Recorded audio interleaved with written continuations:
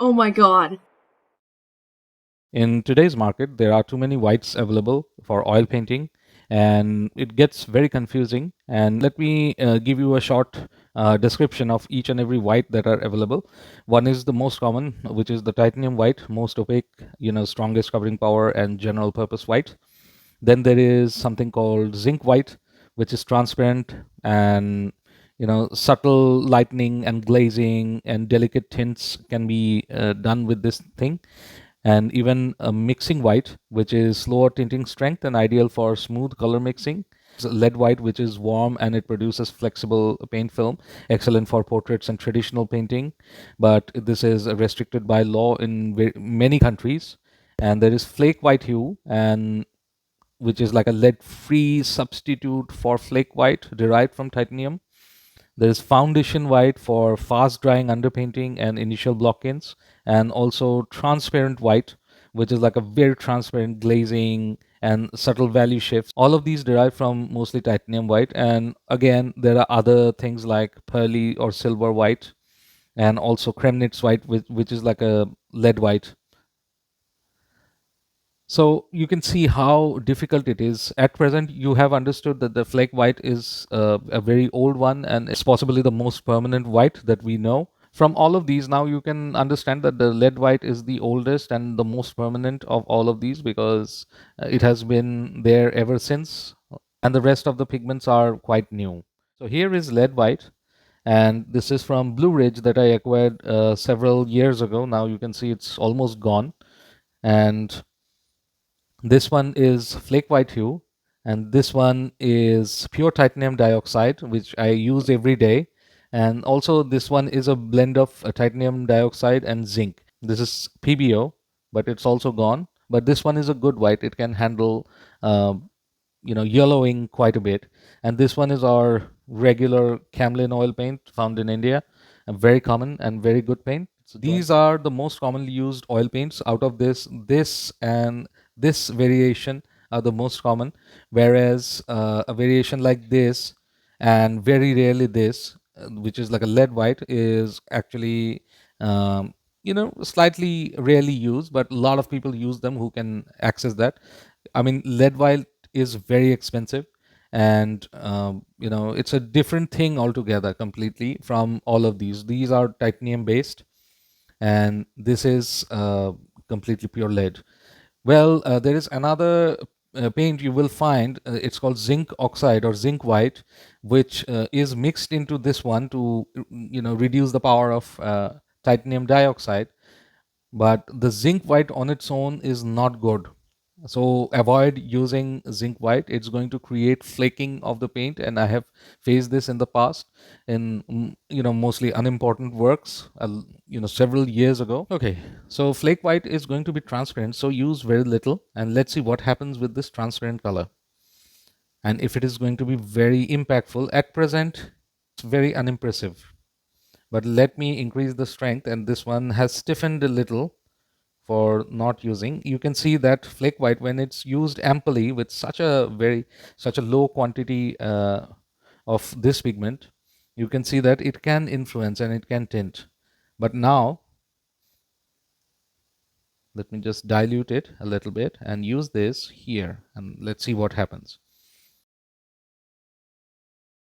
And what we can see is that this magenta kind of a color is very difficult to be influenced by the lead white. It has stiffened over the years, and you can see now that colors are hardly changing when I'm trying to uh, use the lead white. It's very subtle.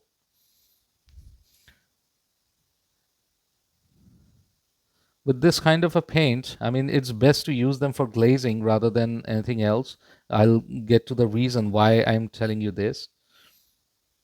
And let's try to manipulate this with the maximum amount of lead white. I don't use lead white anymore.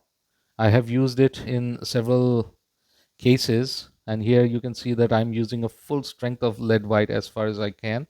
And let me just use a little bit of oil to, so you can see this is the best, I think. You can see that it can influence or tint the colors. So this was the only pigment available in the past for effective use in oil paint, but nowadays we have more option. So now what we call is, and this one is over, this is called flake white hue, and this is a replacement of flake, real flaking white. Lead sheets were processed in a traditional method, and they would create lead carbonate and they would start flaking from those sheets. So let's see this one, if this one is a proper replacement of this one. This one is made from titanium. Let's see if it works exactly the way it was. Well, somewhat, but it still has more power than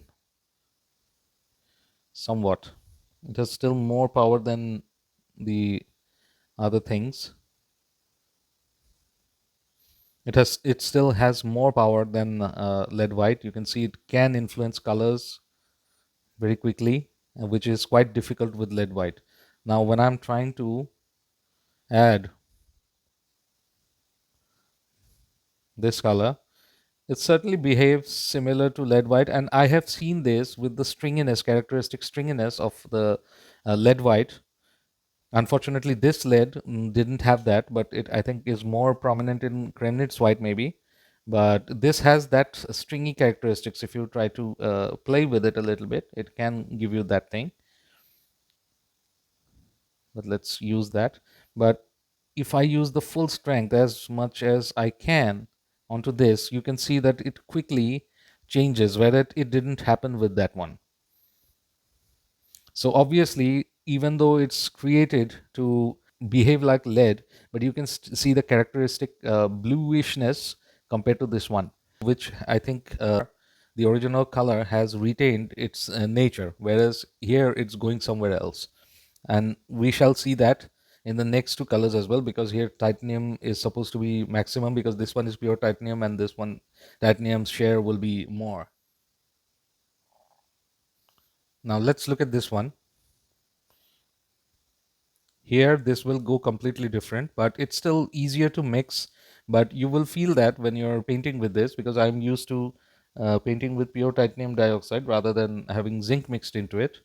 But you can see it has easily gone closer to this value, whereas it took some time to reach that value with lead white.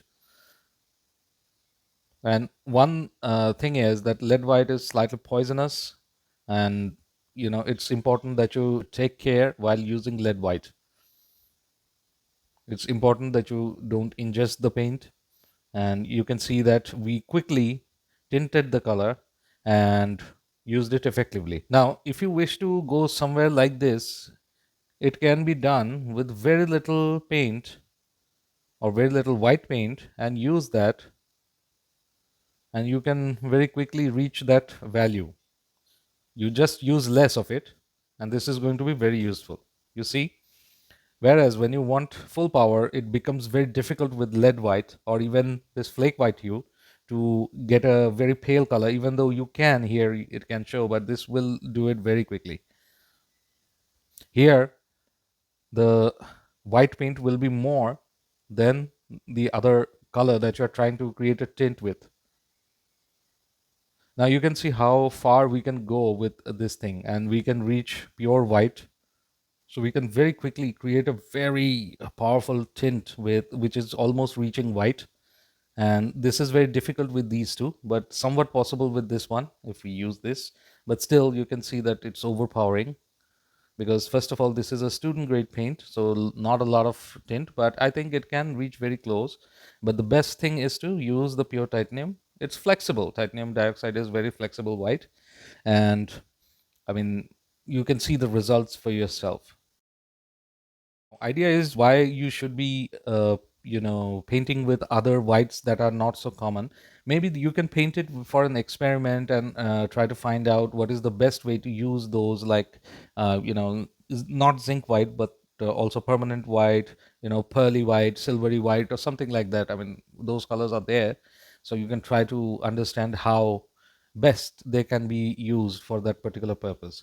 But here you can see that with lead or with titanium, you can achieve a lot of different effects. And I mean, they are the best for anything. I mean, this is more permanent, this is historic, this is tested, not commonly available, very expensive to get, but still, I mean, it's there in some countries, so you can, order from them if your customs allow that. But otherwise, you still have titanium based colors, and I think you should use that. So you don't need to buy a lot of paint, you just need white, and it's best to get a titanium white and see if that creates any yellowness, because that might create a problem on urgency basis. You have an exhibition, you have to take that painting to the exhibition, and it's yellow, and it's not going to be very useful. But you can, if you have time, you can place it under the sun, it'll gradually regain its whitishness. Whereas you can just make your own tests which are less yellowing, and that's all there is to it. I mean, the paint should be from an artist grade manufacturer, so I think that should do. Conclusion. So you don't need to buy too many whites, because these are marketing things, and having too many products will induce customers to buy more. So all you need, I think, is titanium white on regular basis, and once in a while you can experiment with any of these. Mostly, I mean, I would suggest to try lead white for one painting or two paintings and keep it safe, so that you can use it for a longer duration of time. I mean, it's very expensive. So I hope that answers your question. So if you have any queries, then you can let me know on the comment section below, and also click the bell icon in the video. I thank you for your time. Take care.